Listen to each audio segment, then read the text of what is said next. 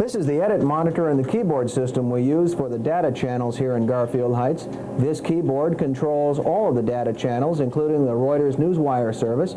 That is actually a direct satellite feed, but we program parts of it by using this keyboard. And of course, this has the community bulletin board information, and of course all the data channels that you see with printed information on them, like the channel 11 and in the access channels. Of course, any of these channels are controlled by the keyboard right here.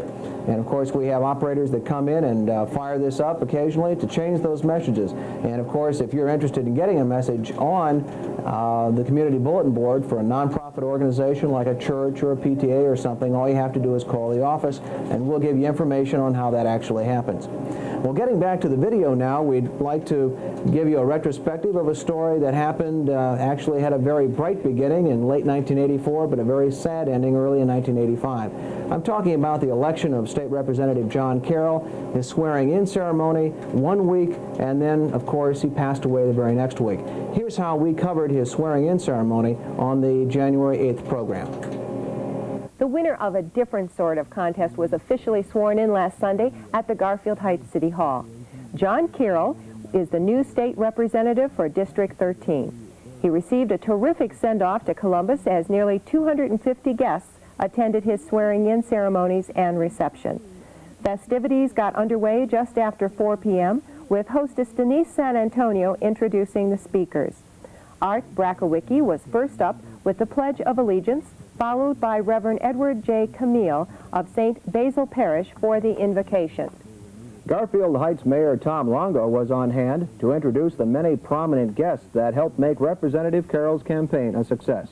There were councilmen from Garfield Heights, Independence, and Parma, and mayors from several communities, including Newburgh Heights Mayor Ron Sulick and Cuyahoga Heights new Mayor Tom Contapelli.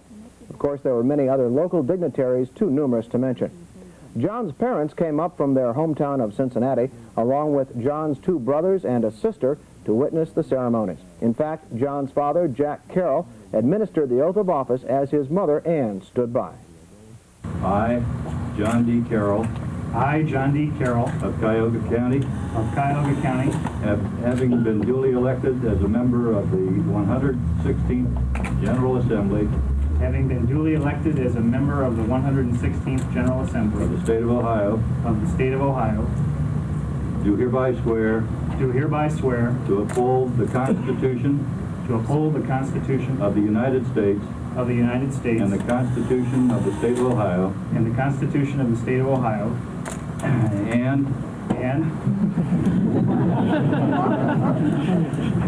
to faithfully discharge the duties of my office as state representative to this 116th session of the General Assembly of the State of Ohio. Congratulations.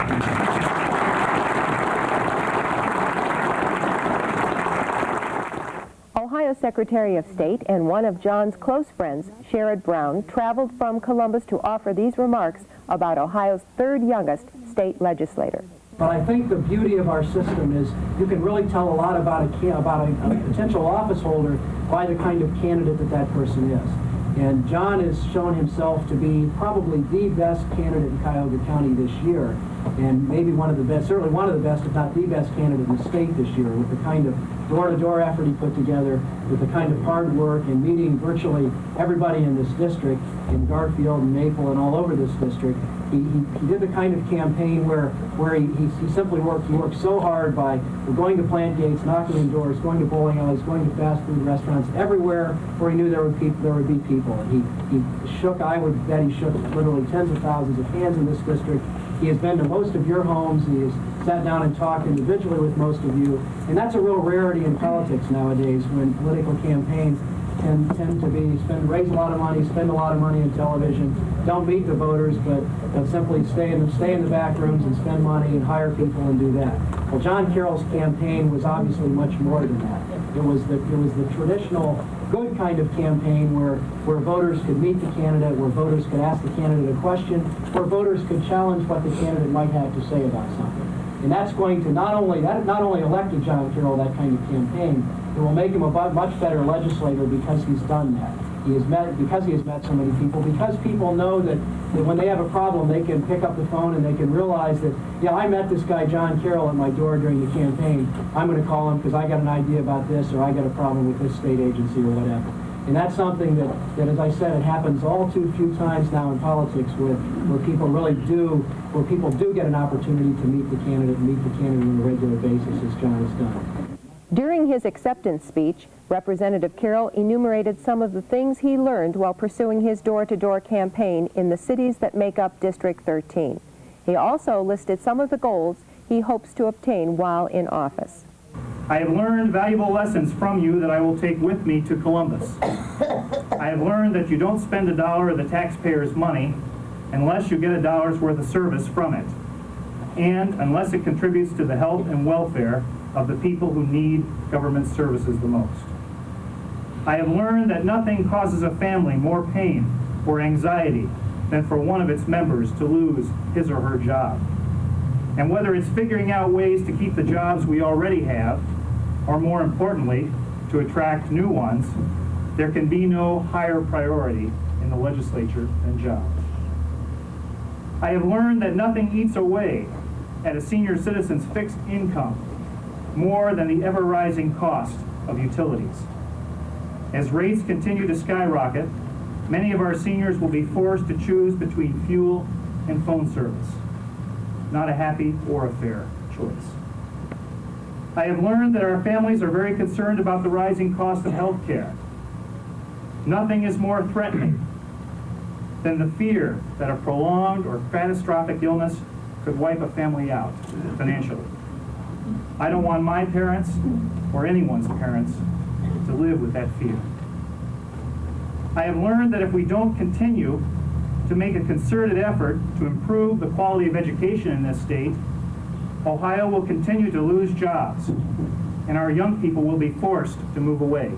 I will not forget the lessons I have learned in your kitchens, on your porches, at your doors. I must tell you, though, that despite these great challenges of our time, our future remains full of hope. Let us join together and begin to meet these challenges that we face, and together we will find our way. As Robert Kennedy once said, our future may lie beyond our vision, but it is not completely beyond our control.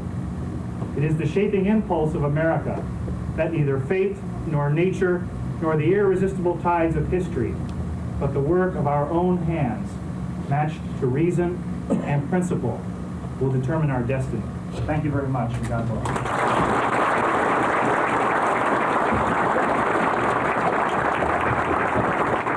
As Brian Krabick and Mark Martin of the Garfield Heights Little Theater concluded the ceremonies with a closing speech and the singing of the Star-Spangled Banner, preparations were underway in the community room for a cookies and punch reception. John took time to meet each of the guests and thanked personally those many people who helped raise money and campaign to get him elected, as well as local well-wishers who cast their votes for a winner.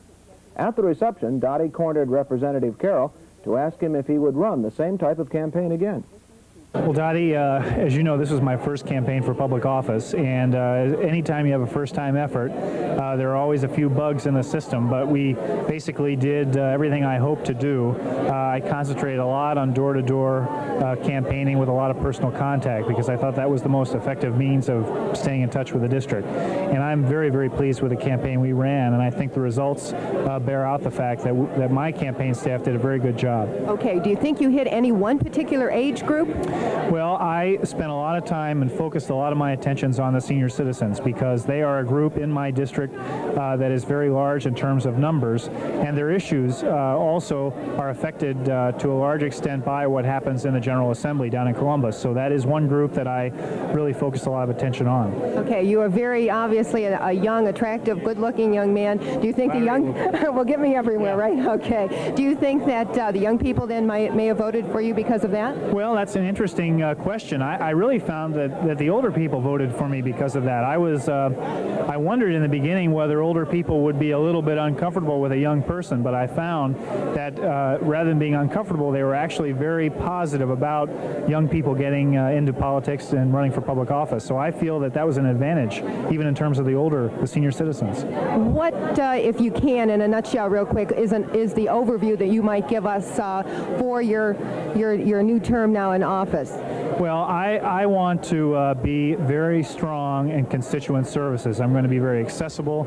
I'm going to be traveling around the district as much as I can and make myself available to all the groups and organizations and really do a good job on that score. In terms of issues, I hope to be spending a lot of my attention on healthcare issues. I'm trying to get appointed to the Health and Retirement Committee. I'll also be spending a lot of time in education issues because I think in terms of the long-term well-being of our state, we have to devote our attention to the problems of education. And then finally, I'll probably be serving on the Judiciary Committee and dealing with criminal laws and things of that nature. It seems that you already have a real good pulse on the community that you serve. Our congratulations to you, State Representative John Carroll. Thank you very much. You're welcome. And this is Dottie Fox for Space Cable.